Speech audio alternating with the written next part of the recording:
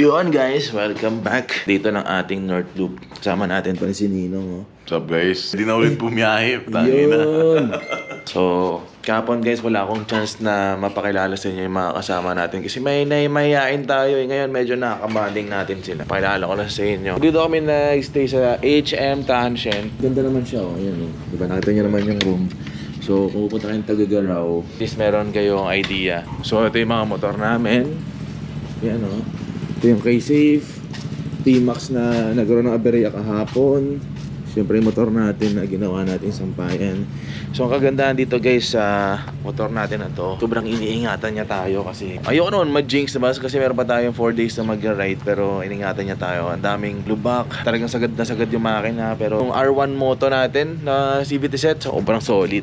Wala pang dragging until now. Before naman tayo magpunta dito, nag-change oil na tayo. Ito yung itsura ng langis natin, oh, malinis pa. Yan. Of course, kasama ang quick tire, TRC suspension na napaka-solid din. Front and rear, tas yung braking system natin. Ito isa kasama natin, si Boy 2, si Boy Tatuan. Yan, shoutout kay Boy 2. Ba yun? Ito mo naman yung ano mo, katawan mo. Yan oh. Ito ang gamit ni Boy ito, itong Invictus. Sinasabi nilang Aerox Tagalog na may mukhang X-Max sa harap. Kasama din natin si Kalokal.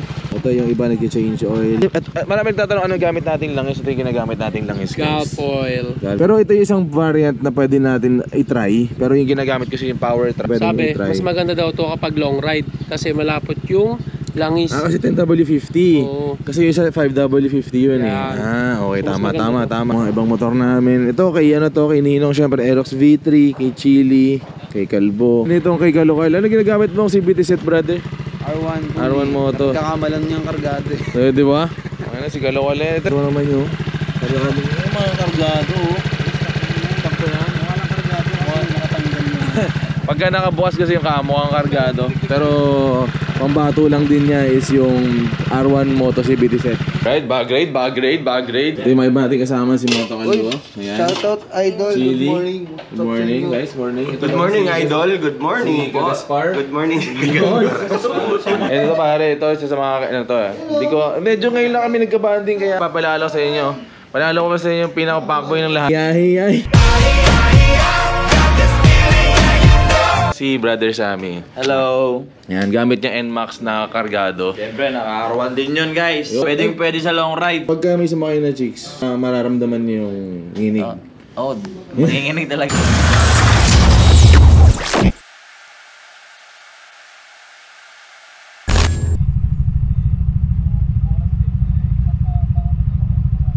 Punta tayo ng Hapari. Then ang second night natin will be in Saud Pagudpod. Total hours of biyahe natin for this second day is 6 hours lang naman. Yun naman ang kagandahan doon. Pero late na tayo na kasi but it's 10:25. Medyo maghahabol tayo ng oras kasi ang main goal natin is makarating tayo ng Saud Beach and makaligo pa tayo doon para makapag-relax but ma-enjoy natin yung pinaka-Saud. Kasi pag di natin naiabutan ng may araw doon, sayang. Di ba kinabukasan, kailangan natin umalis kagad. Parang lahagi na lang tayong napupunta sa biyahe. Wala tayong parang na-enjoy natin yung pinupuntahan namin. So yun yung goal natin right now. So ito pa rin yung DRL natin from Phoenix. So, di ba yun yung may blue, backlight na blue, DRL na Phoenix, and yung kilay na malinaw. So ang ganda pa rin niya talaga. So ito yung mga tropa natin.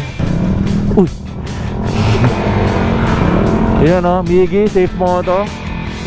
Ayan, let's go. Ito full tank na to from Tagagaraw to Saud or Pagudpod. Tignan natin kung kakayanin ng isa. Pero I think kaya to na isa. Kanan, tas kaliwa.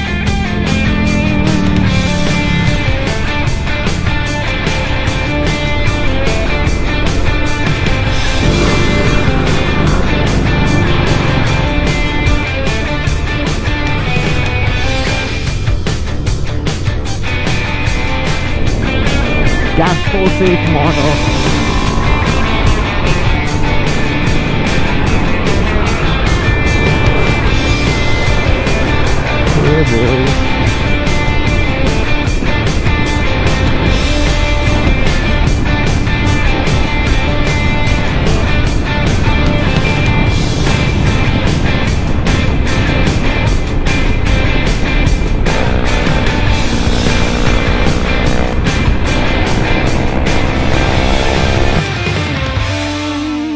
Alright guys, sorry nalobat ako kanina. And right now nasa arko na tayo ng Apari. Ayan o. Kinuha lang namin siya to Garaw dito sa Apari, mga roughly mga 1.5 hour lang. Tawid naman kami ngayon ng papuntang Patapat. Kain muna tayo dito sa sa restaurant dito. So far so good pa rin itong ADV natin. Wala pa naman tayong nakikitang aberya. Wala tayong nararamdamang dragging by R1. Sobrang solid ng CVT set. And of course yung mga preno natin from TRC, solid na solid. Laking tulong nito talagang brake master na to kasi talagang inaano ko. Kami natin na experience na biglang tumatawid, biglang nag-i-stop. So nasa salba tayo ng TRC brake system natin. So tara, kain muna tayo. Parang pancit batil pa ito pero mas less yung ano. Mas maraming gulay. Bago mo sa pa? Wala pa yung ano, Apari na pangalan dun sa arko ng Apari. Ito yung dati naming dinaanan guys na tulay last year. Ito pa lang yung natatapos sa kanya. Ngayon sabi nila hindi na daw nagpapapasok ngayon. Pero ayan ganda sana dyan Tsaka ang bilis sana kung gusto pupuntahan namin para makakat ng 1 oras at least. Pero wala, mukhang malabo guys, sayang. Alright guys, time check is 2:30. Kakatapos lang natin mag lunch. Di tayo pinayagan makapasok dun sa dating tinaanan namin. So right now babalik kami ng Ilocos Norte na bridge. Although first time natin makakadaan dun. Pero yun nga, yung oras kasi sayang. Ang sabi sa Google Maps 3 hours and a half. So baka makarating tayo ng Patapat Bridge mga alas 6 na. Unfortunately, hindi natin ma-enjoy yung magandang spot ng dagat dun sa Saud. Isingit na lang natin bukas na tayo maagagaan natin, ligo natin sa dagat. Pinakamagandang beach na nakita ko yung Saud Beach na yun. Napaka-pino ng mga buhangin dun. Let's go R1 boys!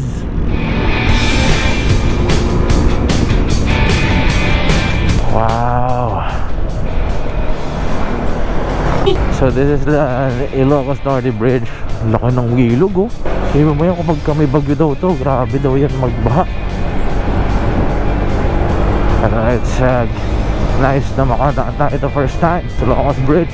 Wala, natuyo na ulit. Nakakaputi pa tayo.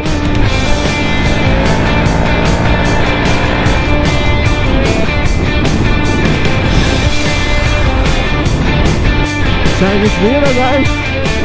Hey! Happy na to!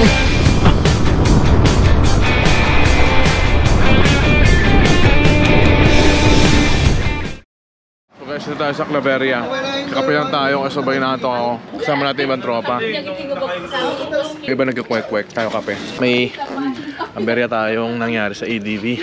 So walang bumigay sa mga parts na pinakabit natin or in-upgrade natin. Pero ito yung nangyari sa motor natin. Hindi ko alam kung saan banda or anong part to. Pero maalog siya.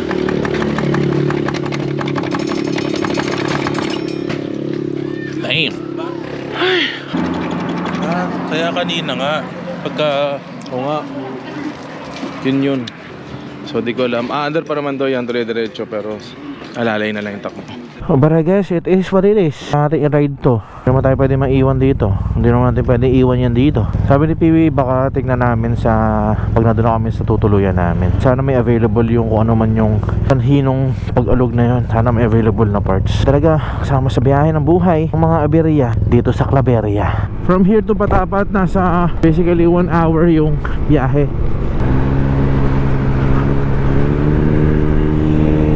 Wow!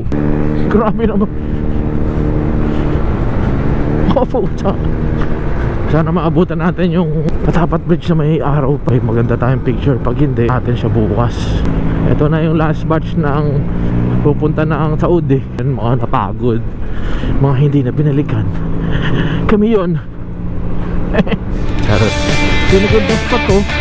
Boom! Ganda, di ba?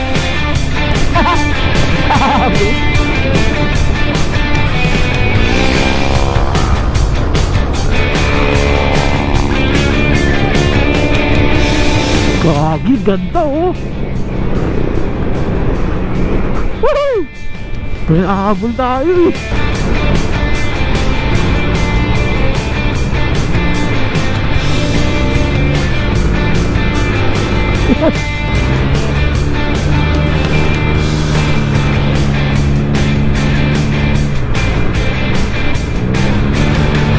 Nasanay ito sa bangkingan sa Marilaki. Kargado to. Dulas.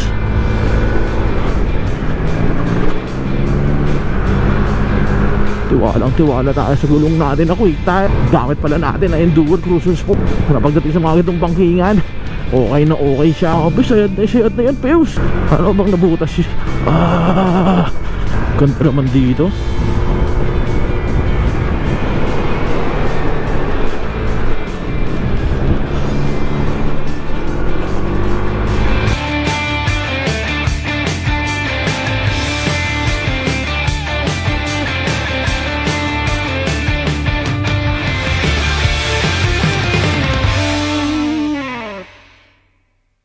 Dyan. Ganda guys, oh. Dagat na yung ilalim, oh. Expect traffic lane closure intervals of 15 minutes each time during following. Nakaharang to. Ay, hindi naman. Alam ko nakaharang eh. So, dito sa part na to guys, may interval ng 15 minutes. Siguro, laging one way. Bigayan yung traffic dito. Naabutan tayo, kakasara lang. So, mag-aantay tayo 15 minutes. Okay talaga ng ADV natin, oh. Itong PPF natin na to, laking pakinabang talaga nito. Para pagka gusto mo palitan or gusto mo bumalik yung dati niyang kulay, tatanggalin mo lang yung PPF. Pero mahal kasi magpagkapit yan. So, i-stay natin dyan.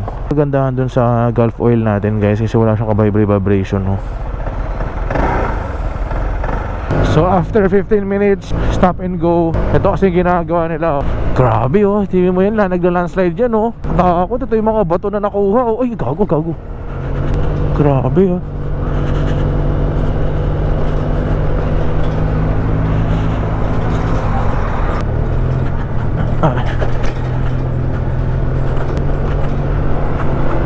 Wow.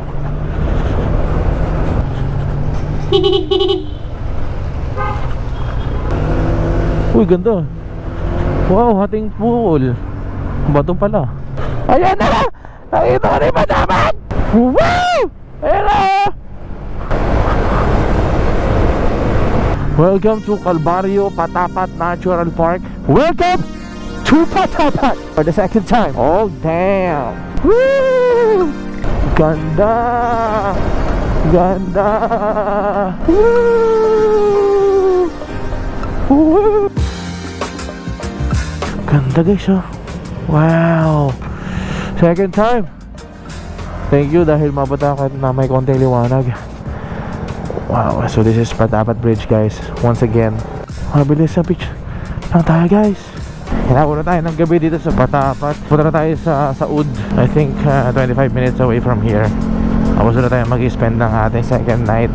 Pero tomorrow papakita ko sa inyo kung gaano kaganda dun.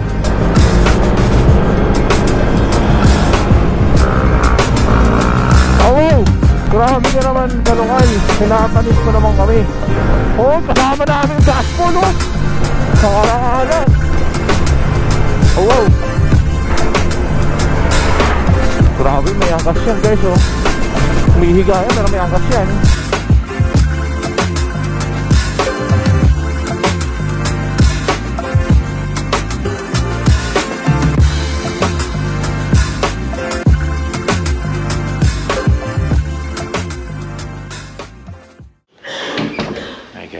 Hindi ako nakapag-video kahapon dito sa transient namin dahil masakit yung ulo ko. So ito yung transient ng bahay type para mas feel at home. Ito yung mga motor namin dito nakapark. Motor natin, tignan natin kung anong magagawa natin, papayos natin mamaya. Sana meron lang siyang available na parts para maayos natin. So time check is 6 o'clock. Pakita ko sa inyo yung sinasabi ko sa inyo yung gandang beach dito. Although napakita ko naman ito dati doon, nag-North Loop kami, pero pakita ko ulit sa inyo. Papunta na kami guys sa Secret Beach dito sa Saud gamit ang secret na lagusan. Ingat ha, baka may mga cobra ha. Wala lunas yun. 5 minutes yun. O dapat madala ka agad sa... Ay, gago. Mga takot sa aso, may mga panangga. Gago sumusunod. Ay, saan ba? Sa pumastas, doon papasok. Pumasok pa yung aso doon. Ay, content. Pwede mo dyan. Ay, tara na siya. Grabe, turf ng aso daw yun. Sabi niyo magkakapasok dito. Binantayan agad. Siyempre, oh. Laki. Ayos na. Kala ko pre, 360 dala mo. Kung nakikita niya guys, pero ang lalaki ng mga windmill dito. Alam ko na simulan na natin yung vlog, pero simulan natin yung vlog ng isang magandang good morning galing kay... Good morning everyone. We are here at Ilocos Norte in the Saud Beach. It's so beautiful place when you gonna here. Let's go. Dito ang buhangin sa Saud pag nabasa. Just medyo mamink-mink siya, no? Medyo mamink-mink, no? Alam mo pag namimink-mink. Tapos yun yung windmill guys, oh. Ang dami doon. Kung di ako nagkakamali, yun yung Banggi. Yan na yung pupuntahan natin. Alam ko dito part na to, may part na makita yung madami rin yung windmill eh.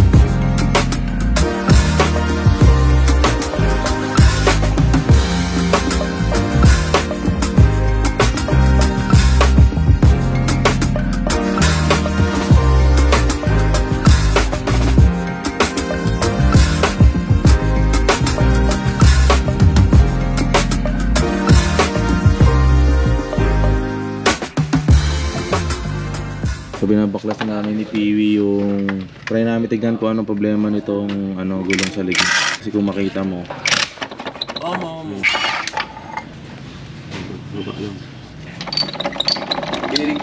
Alright guys, so confirm basag yung collar bearing natin.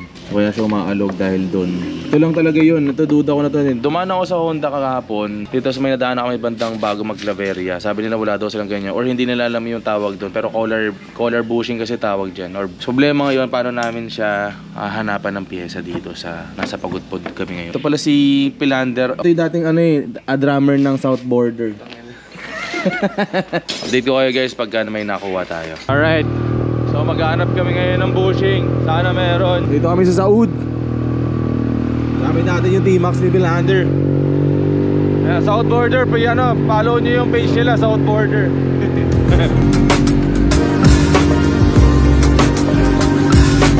May parehas lang naman siya.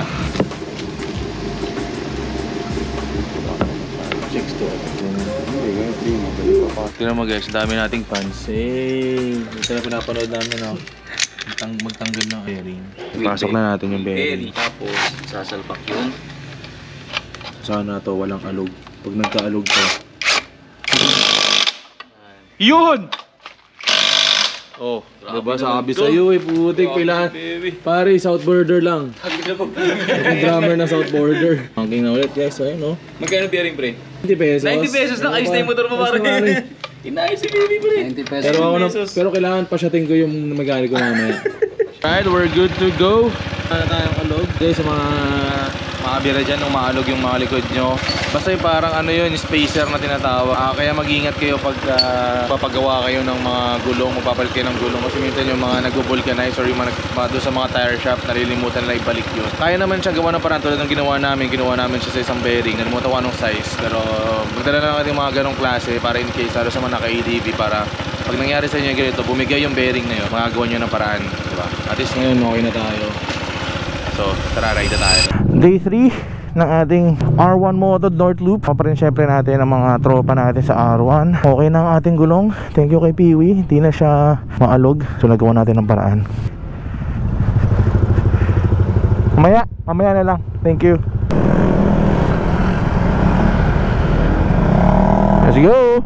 Time check guys, 10 o'clock. On the way to La Union. 5 hours daw sabi ni Google Maps. Puro straight naman to, wala na masyadong bangkingan dito.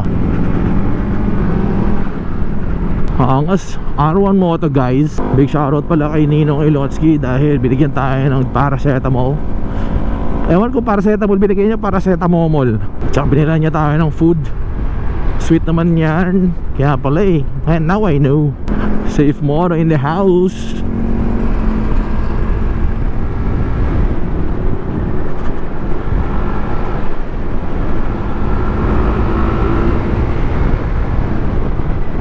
Yung kumakalansing pala, kung mapansin nyo guys, kagabi may kumakalansing. Nakaputol kasi yung engine guard natin. So tinanggal na muna natin. Hindi naman natin mare-repair na kasi putol na talaga. So gagawin natin, bibili na tayo ng bago. So sobrang daming natagtag na dinaanan namin. Siguro doon siya bumigay. So right now, papunta tayo sa arko ng Pagudpod. Konting picture lang tayo doon kasama ang R1 boys. Tapos sibat-sibat na tayo papuntang La Union. I'm not sure kung dadaan ng vegan, pero nasa ruta siya. Ganda dito guys, oh. Bukid na bukid, oh. Diba? May mga farmers natin na nakaka-proud, oh. Pero dito sa Palafox Motor Parts, saka dito natin nabili yung para dito. Napakahirap maghanap ng motor parts dito, lalo pag ganitong ka-secluded yung lugar. So yun lang yung nagawa sa atin, pero parang naging steady, nag-stabilize yung takbo natin. SM City, Lowag. Kabubukas lang ng mall pala dito. Ito yung bus terminal ng Pagudpud. Ay, bus terminal tuloy pa. Ano pala, public market. Hey! Mabuhay! Pagudpud. Welcome to Pagudpud!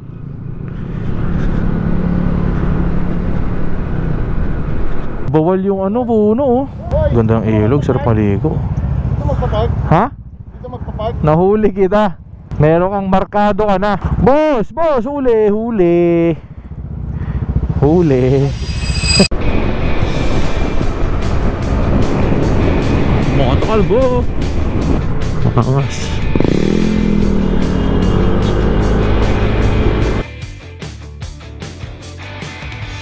Ganda. Ang laki. Pag ganyan ang itsura ng windmill, ibig sabihin malakas yung hangin. Hindi yan pinapaandar ng isang motor. Bagkus, pinapaandar siya ng hangin. Tapos may malaking generator siya para generate ng kuryente. Dahan-dahan lang tayo guys, dahil wala na tayong engine guard. Ingat sa mga bato. Bawal lang sasakyan, mga panganib, mga kabaon ng gulong. Oh, kotse, pero di sinabing motor. Laki, oh. Putik. Dito rin pala sila. Stop, sabi ni kuya, stop.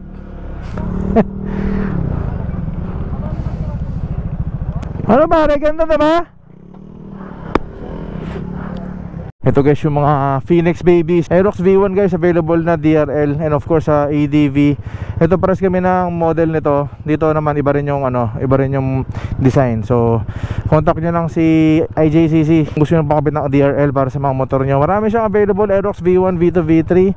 May mga niluluto for NMAXes. PM lang kayo. Hindi naman gumagana tong button natin na to. Na-turn off ko nga yung HTC. Ayaw ma-off ng traction control. Let's go, let's go, go, go, go.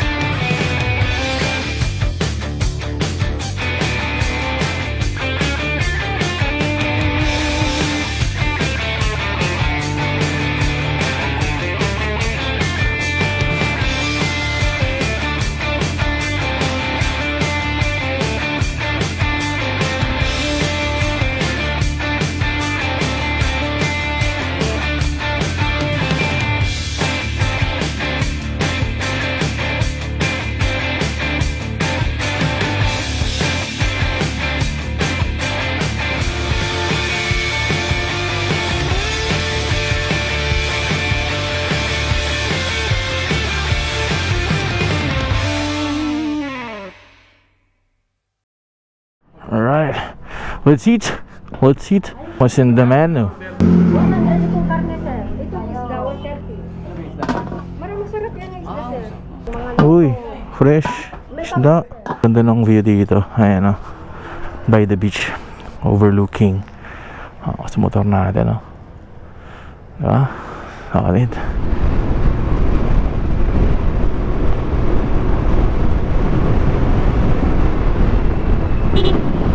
Sino yan? Ano yan? Ano yan?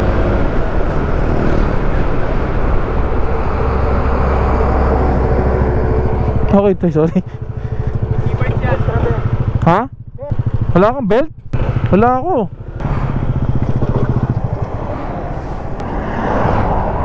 May isa talaga sa atin lagi na aberya. Hindi pwedeng walang na aberya, pre. Lahat binuksan motor. Ha? Gumagapang yung aberya. Gumagapang yung aberya. Ako akala ko wala na akong aberya, may aberya pala sa akin. Ayun naman kay Chili, kala natin hindi magkaka-aberya, may aberya pala. Ito yung first time na lahat tayo nagka-aberya na ride, no? Nung dati naman hindi eh.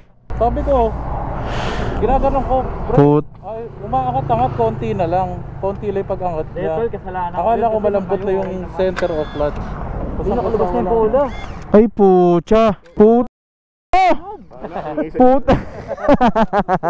Hindi alam ni Chili, meron tayong bit-bit na belt para sa kanya. Tinalang may dala tayong sardinas. Tichok lang. Saan na yun? Yun no, Toyota Tusho. Emergency talaga natin to eh. Itong Seaworks na gawa ng Toyota Tusho Seaworks motorcycle belt pang ADV 160. Ayan yung ano niya oh. Ito yung model niya. So tamang tama to sa kanya. Ay bura. Oh, yan ano nangyari.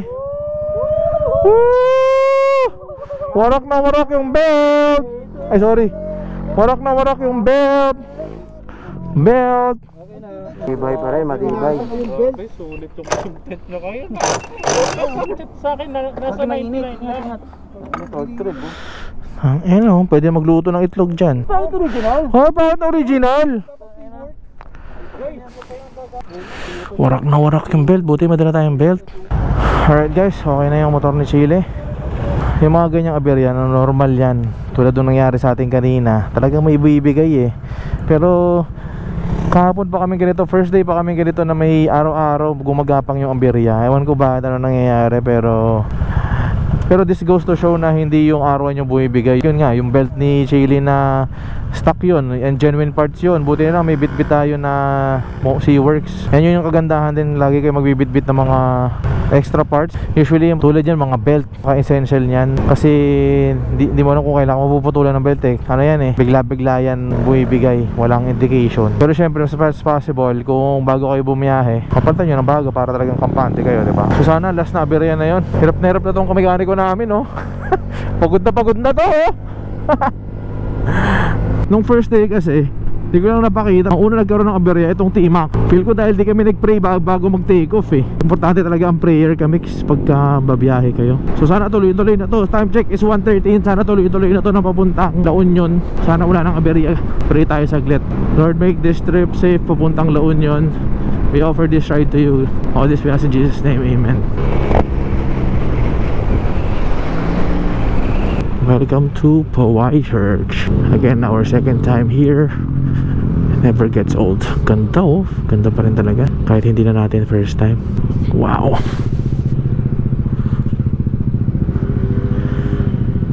Grabe, hindi natitipag talaga ng bagyo eh, no? Ganda talaga ang kapit ng mga old church. Marco, ano talaga? Service. Rosario po, ganun. Dire-diretso na po yan. Tapos, Pampanga. Ganun. Meron tayong nakita dito na ano, pangarap natin na motor oh. Pag natuloy yung plano ko guys, di ko alam kung pula o ganitong kulay yung bibiling ko. Pero laki niya, di ba? Ito yung big brother ng ADB 160 natin. Ang ADB 350 guys. Ang ganda. Matte black.